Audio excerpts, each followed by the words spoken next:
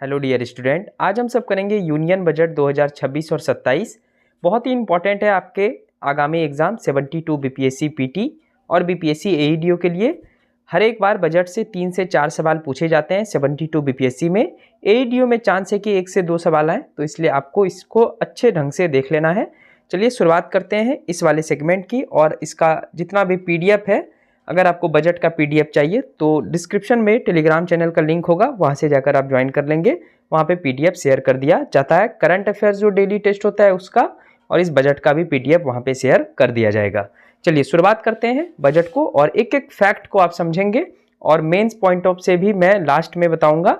और सारे इंपॉर्टेंट है इसमें, बजट में कुछ भी ऐसा नहीं है कि इंपॉर्टेंट नहीं है, सारे आपको पढ़ने हैं जो भी मैं आपको वीडियो में बता रहा हूँ।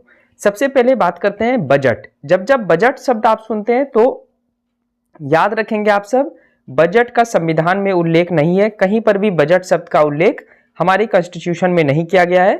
तो आर्टिकल 112 क्या कहता है? तो आर्टिकल 112 इस बजट को वार्षिक वित्तीय विवरण कहा जाता है। क्या कहा जाता है? वार्षिक वित्तीय विवरण। अब ये जो वार्षिक वित्तीय विवरण है, इसको कौन तैयार करता है? तो इसको तैयार करने का काम जो है डिपार्टमेंट ऑफ इकोनॉमिक अफेयर्स, जो कि वित्त मंत्रालय के अधीन है। और किसके अधीन तैयार होता है ये सारे बजट? ये चीफ इकोनॉमिक एडवाइजर के अधीन तैयार किया जाता है। अब जो अनुच्छेद 266 एक है, ये संचित निधि से फंड निकालना होगा, तो हमें संसद की स्वीकृति की आवश्यकता पड़ती है। यानी जो बजट वगैरह में जो धनराशि खर्च किए जाएंगे, वो धनराशि कहां से आएंगे? तो संचित निधि से आएंगे। और संचित निधि मैं पॉलिटी में पढ़ाया हूं। संचित निधि जो है भारत सरकार का सबसे बड़ा फंड होता है, जिसमें सबसे ज्यादा जो है पैसे जमा किए जाते हैं। सरकार के जितने भी उद्योग धंधे से पैसे आते हैं और जितने भी पैसे आते हैं वो हमारे संचित निधि में जमा किए जाते हैं। और संचित निधि किसके कंट्रोल में होता है? संसद के कंट्रोल में होता है। 3 प्रकार का फंड होता है। एक संचित निधि, ये संसद के कंट्रोल में होता है।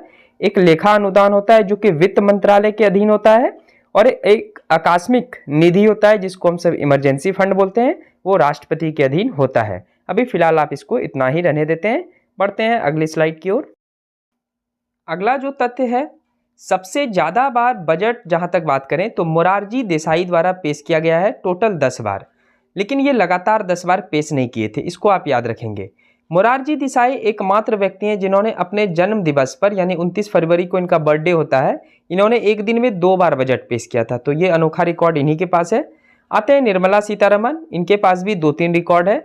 लगातार सबसे ज्यादा बार बजट पेश करने का रिकॉर्ड हमारे अभी वर्तमान वित्त मंत्री के पास है। इन्होंने टोटल 9 बार अभी तक बजट पेश कर चुकी है। और 9 बार बजट पेश करने का जो श्रेय है वो एक और व्यक्ति को जाता है, पी चिदम्बरम को। उन्होंने भी 9 बार पेश किया था, लेकिन लगातार इन्होंने नहीं किया था। अब एक और रिकॉर्ड है निर्मला सीतारमण के नाम। क्या रिकॉर्ड है भाई? तो सबसे ज्यादा, यानी 2020 में बजट जो पेश किए थे इनके द्वारा, तो सबसे ज्यादा समय तक बजट पे बोला गया था वो निर्मला सीतारमण के द्वारा बोला गया था। एक और तथ्य याद रखेंगे, सबसे ज्यादा बजट में जो शब्द का इस्तेमाल किया गया है, हम जो बोल रहे हैं तो शब्द का इस्तेमाल हो रहा है, तो मनमोहन सिंह सबसे ज्यादा शब्द का इस्तेमाल किए थे 1991 के बजट पेश के दौरान। तो ये अलग अलग तथ्य है, सारा आप एक बार ध्यान से याद कर लेंगे। आगे इंपॉर्टेंट तथ्य की ओर बढ़ते हैं। चलिए जीडीपी के ऊपर बात करते हैं।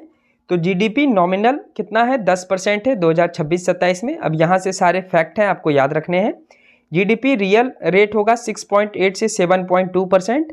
और वर्तमान में भारत सरकार जीडीपी का आधार वर्ष पहले था 2011-12, उसको चेंज करके 2022-23 कर दिया है। बहुत ही इंपॉर्टेंट क्वेश्चन है, वीवीआई इंपॉर्टेंट क्वेश्चन है। अब ये जीडीपी क्या होता है, ठीक है, नॉमिनल रेट क्या होता है, रियल रेट क्या होता है, ठीक है, ये हम सब इकोनॉमिक्स वाले अध्याय में पढ़ेंगे। अभी बस आपको माइंड में वार्षिक बजट का तथ्य याद करना है। डायरेक्टली आपके प्रीलिम्स एग्जाम और एईडीओ एग्जाम में आपको डायरेक्ट क्वेश्चन देखेंगे। तो जीडीपी नॉमिनल 10% याद रखेंगे। एफवाई यानी फाइनेंशियल ईयर 2026-27 की बात हो रही है। और जीडीपी रियल यानी वास्तविक में 6.8 से 7.2% है। और भारत का जो आधार वर्ष है वो अब 2011-12 नहीं है, 2022-23 है। Very very important. अब सरकार की एक रिपोर्ट के अनुसार सरकार बोल रही है कि हम सब 7% ग्रोथ रेट हासिल किए हैं, ठीक है, 2025-26 के दौरान में। तो किस प्रकार से हम सब 7% ग्रोथ रेट हासिल किए, क्या सुधार किए? तो 350 प्लस सुधार किया गया, यानी 350 से भी ज्यादा सुधार किए गए हैं, जिसमें मुख्य रूप से स्ट्रक्चरल रिफॉर्म है, ठीक है, स्ट्रॉन्ग पब्लिक इन्वेस्टमेंट है, एनर्जी सिक्योरिटी है और डोमेस्टिक मैन्युफैक्चरिंग कैपेसिटी है। इन सबको डेवलप किया गया है। ऐसे 350 सुधार किए गए हैं। अब 16th फिनांस कमीशन है, ठीक है, इस बार 16वां वित्त आयोग है। तो 16वें वित्त आयोग की अवधि जो है इसको एकदम याद रखिएगा 2026 से 31 तक है। फिनांस कमीशन जो बनता है वित्त आयोग आर्टिकल 280 के तहत बनता है, इसको भी याद रखिएगा। अभी वर्तमान में अध्यक्ष अरविंद पनगड़िया है और इस बार जो फिनांस कमीशन है इसके द्वारा राज्य का हिस्सा कितना रिकमेंड किया गया है, तो 41% किया गया है। ये एकदम रेट बहुत ही इंपॉर्टेंट है जो कि कुल 1.5 लाख करोड़ राज्य को देगी। यानी जो केंद्र सरकार है कुल मिलाकर के 1.4 लाख करोड़ रुपया राज्य को देगी, जो कि कितना हिस्सा होता है, तो हिस्सा होता है 41%। Very very important. इस बार का जो बजट है वार्षिक बजट 2026-27 ये युवा शक्ति के लिए है। इसमें 3 चीज पे फोकस किया गया है। एक तो गरीब पे फोकस किया गया है, ठीक है, दूसरा है अनप्रिविलेज्ड यानी जिसको अल्प सुविधा मिल पाता है, और तीसरा जो फोकस किया गया है अलाभकारी पे किया गया है, जिसको लाभ जितने भी सरकार के द्वारा योजना लाए जाते हैं उनका लाभ नहीं मिल पाता है। तो ये 3 चीज पे इस बार सरकार का फोकस है, इसको एकदम याद रखेंगे आप सब। सरकार द्वारा यानी वार्षिक बजट 2026-27 में कर्तव्यों का जिक्र किया गया है और कुल मिलाकर के 3 कर्तव्य है और ये मेंस पॉइंट ऑफ व्यू से इंपॉर्टेंट है, जिसको मैं डिटेल में लास्ट में बताया हूं इसी बजट के दौरान, तो इसको हम सब लास्ट में देखेंगे। फिलहाल आप जान लीजिए कि 3 कर्तव्य है। पहला आर्थिक विकास को गति प्रदान करना, दूसरा है आकांक्षाओं को पूरा करना यानी सभी का एम्बिशन है उसको पूरा करना, तीसरा है सबका साथ और सबका विकास। तो ये 3 कर्तव्य एकदम याद रखना चाहिए। 3 जब भी दिखे चौथा ऑप्शन अपने आप सेट हो जाता है, इनमें से कौन नहीं है, तो इसलिए इस 3 को जरूर आप रखेंगे। तो सबसे ज्यादा अगर आपसे अभी एईडीओ के एग्जाम में और 72 बीपीएससी पीटी में फैक्ट के रूप में पूछेगा तो यहाँ से कुछ इंपॉर्टेंट फैक्ट हैं। सारे फैक्ट को अच्छे ढंग से आप याद कर लीजिए, ठीक है। सबसे पहले हम सब देखते हैं ऋण के साथ जीडीपी का अनुपात। तो वित्तीय वर्ष 2025-26 में 56.1% से वित्तीय वर्ष 2026-27 में इसको 55.6% लाने का लक्ष्य रखा गया है। यानी डेब्ट टू जीडीपी रेशियो क्या है, 55.6% लाने का लक्ष्य है और 2030 तक इसको 50% लाने का लक्ष्य रखा गया है।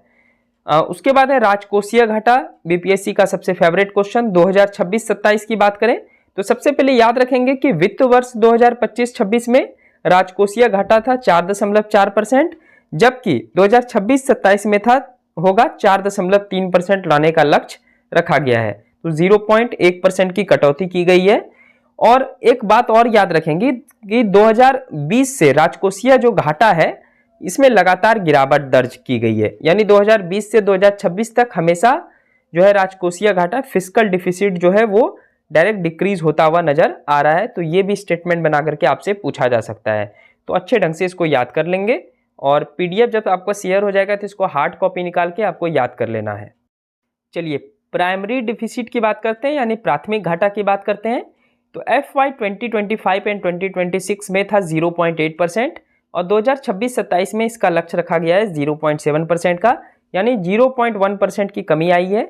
वित्तीय घाटा की बात करते हैं रेवेन्यू डेफिसिट की, तो FY 2026 एंड 27 में 1.5%।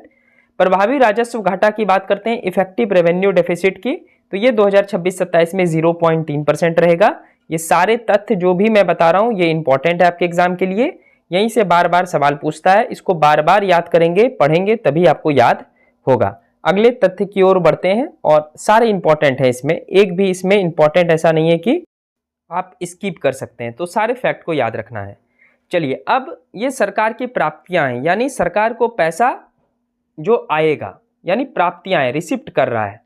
तो ये फेमस सा मीम है, पैसा ही पैसा होगा, ठीक है, हेरा फेरी का है। तो आप इस प्रकार से याद रखिए सरकार के पास पैसा ही पैसा होगा। तो क्या पैसा होगा, तो कैपिटल रिसिप्ट्स की अगर बात करें तो FY 2025-26 में था 16.2 लाख करोड़। आपको 26-27 वाला याद रखना है, 2025-26 वाला भी इसलिए लिख दिया हूं क्योंकि 71वां बीपीएससी में 2024 से भी प्रश्न पूछ लिया गया था, तो इसलिए आपको याद रखना है दोनों। कैपिटल रिसिप्ट्स की बात करें तो 2025-26 में 16.2 लाख करोड़ और 2026-27 में 18.1 लाख करोड़ हो गया है। वही रेवेन्यू रिसिप्ट्स की बात करें तो 2025-26 में 33.4 लाख करोड़ और 2026-27 में 35.3 लाख करोड़ हो गया है। चलिए आगे बढ़ते हैं हम सब।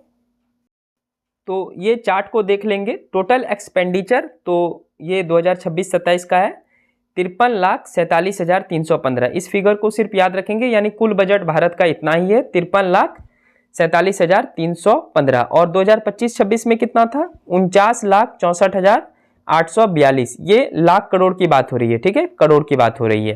तो इन दोनों नंबर को आप जो है घेर लेंगे और थोड़ा कंपेयर करके भी देख लेंगे कि कितना अधिक है। उतना पूछेगा नहीं आपसे, बस इतना थोड़ा सा याद रखिएगा कि 53 से है आपका 2026-27 का बजट और 49 से था 2025-26 का बजट। चलिए सरकार का व्यय की ऊपर हम सब बात करते हैं, यानी सरकार का एक्सपेंडिचर।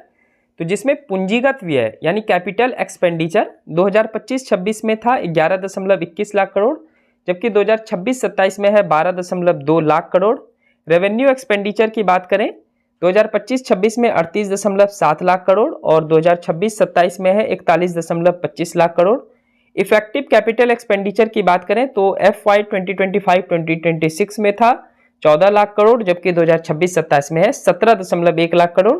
और ये कुल जीडीपी का 4.4% है, जो कि पिछले जीडीपी से यानी पिछला जो प्रतिशत था उससे 9% अधिक है। तो ये नंबर को एकदम आप याद रखेंगे।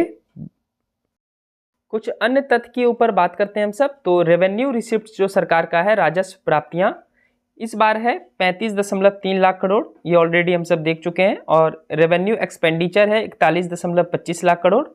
राज्य एवं केंद्र शासित प्रदेशों को कुल अंतरण कितना दिया जाएगा तो 26.2 लाख करोड़, ठीक है। तो 2022-23 से निरंतर वृद्धि किया गया है, तो इस बार 26.2 लाख करोड़ जो है राज्य और केंद्र शासित प्रदेश को केंद्र सरकार के द्वारा दिया जाएगा। अब बात करते हैं कि इस बजट में यानी 2026-27 के बजट में सबसे ज्यादा खर्च सरकार किस पे करेगी, उसका एक क्रम आप याद रख लीजिए, क्योंकि आपका यहां से क्वेश्चन बन सकता है क्रम से। तो सबसे ज्यादा सबसे ऊपर होगा और सबसे कम वाला सबसे नीचे है।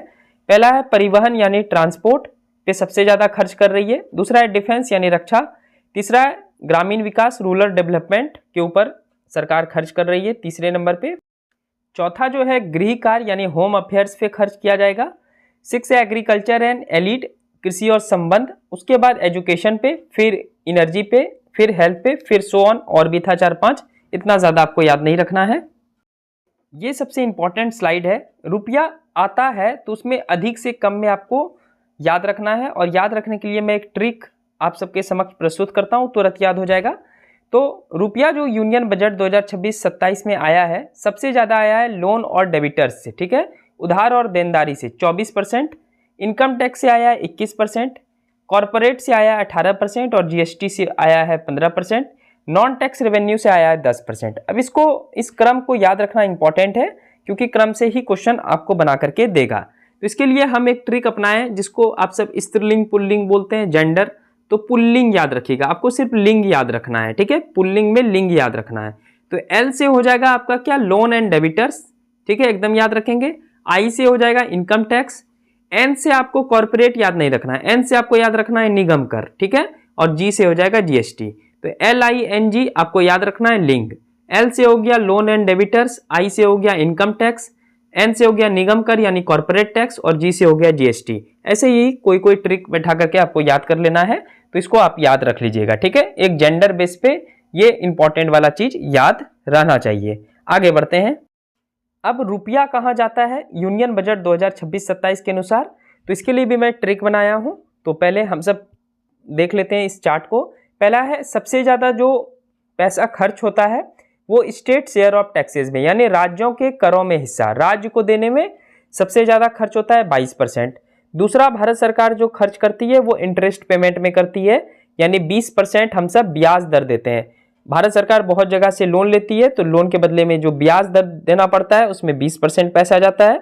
तीसरा है सेंट्रल सेक्टर स्कीम, यानी केंद्र सरकार की प्रमुख योजनाओं पे 17% खर्च किया जाता है। और चौथा है रक्षा यानी डिफेंस 11%। अब इसको कैसे याद रखेंगे, तो ट्रिक याद रखना है कि यूनियन बजट 2026-27 में सीआर पैसा लेकर चले जाता है, सीआर पैसा लेकर चले जाता है।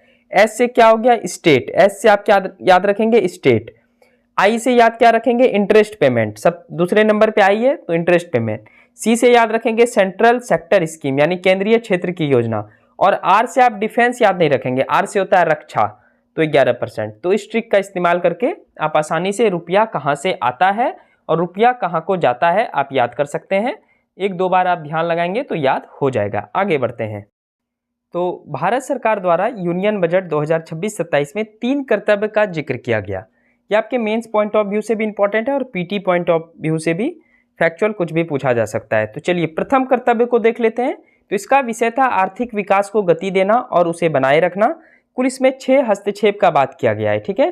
तो पहला का ए देखते हैं, 7 रणनीतिक और अग्रणीय क्षेत्र के विनिर्माण को बढ़ावा देना, जिसमें बायो फार्मा शक्ति, ठीक है, जो जन औषधि होता है तो उसके ऊपर ध्यान दिया जाएगा। कैसे ध्यान दिया जाएगा? तो ज्ञान प्रौद्योगिकी यानी टेक्नोलॉजी, नवाचार यानी इनोवेशन के माध्यम से, जिसके तहत बायो फार्मा विनिर्माण केंद्र के लिए 5 वर्ष में 10,000 करोड़ रुपए व्यय करेगा, सरकार खर्च करेगी। बायो फार्मा पर केंद्रित एक नेटवर्क बनाया जाएगा जिसमें 3 नए राष्ट्रीय औषध शिक्षा और अनुसंधान संस्था बनाए जाएंगे। कितने? 3। ये नंबर एकदम याद रहना चाहिए। भारत में 1000 से अधिक मान्यता प्राप्त क्लिनिकल यानी नैदानिक परीक्षण स्थल का नेटवर्क बनाया जाएगा। सारे तथ्य को अंडरलाइन कर करके आपको याद कर लेना है। इसके अंतर्गत B number, Bharat semiconductor mission 2.0 का शुभारंभ किया गया। सी है, इलेक्ट्रॉनिक कंपोनेंट्स और मैन्युफैक्चरिंग स्कीम पर परिव्यय बढ़कर 40,000 करोड़ रुपया हो गया है। डी है, खनिज संपदा में सम्मिलित राज्य जैसे उड़ीसा, केरल, आंध्र प्रदेश और तमिलनाडु, ये 4 राज्य में क्या बन रहा है? तो दुर्लभ पृथ्वी गलियारे स्थापित किए जाएंगे।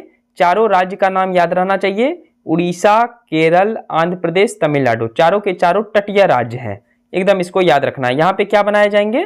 तो खनन संस्करण को बढ़ावा देने के लिए दुर्लभ पृथ्वी गलियारे स्थापित किए जाएंगे। वेरी वेरी इंपॉर्टेंट, 4 राज्यों में।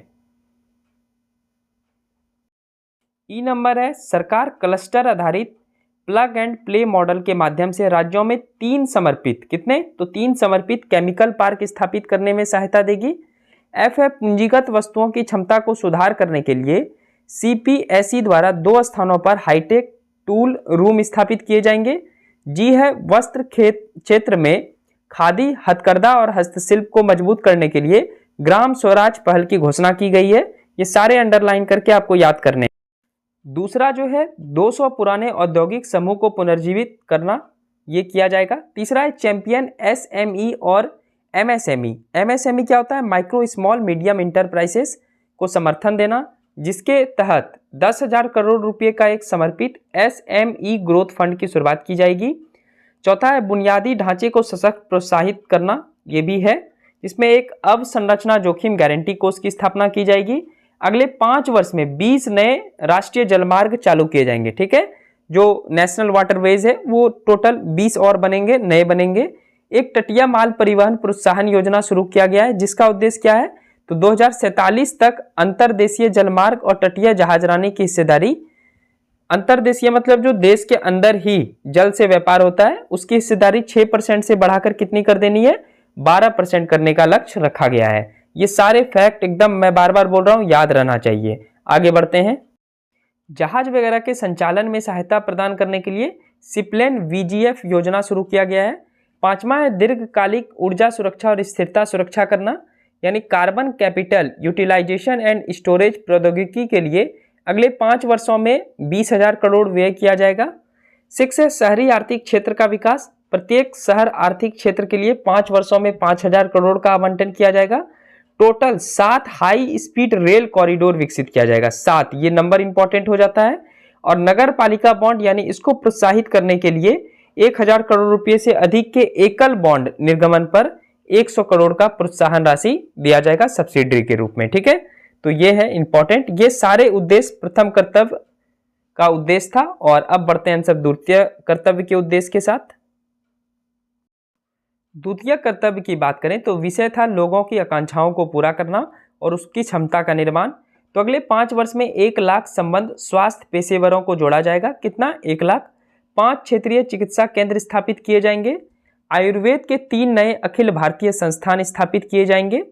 ऑरेंज इकोनॉमी के अंतर्गत मुंबई स्थित Indian institute of creative technology को 15,000 माध्यमिक विद्यालय और 500 कॉलेज में विजुअल इम्पैक्ट्स, गेमिंग और कॉमिक्स कंटेंट क्रिएटर लैब स्थापित करने की बात कही गई है।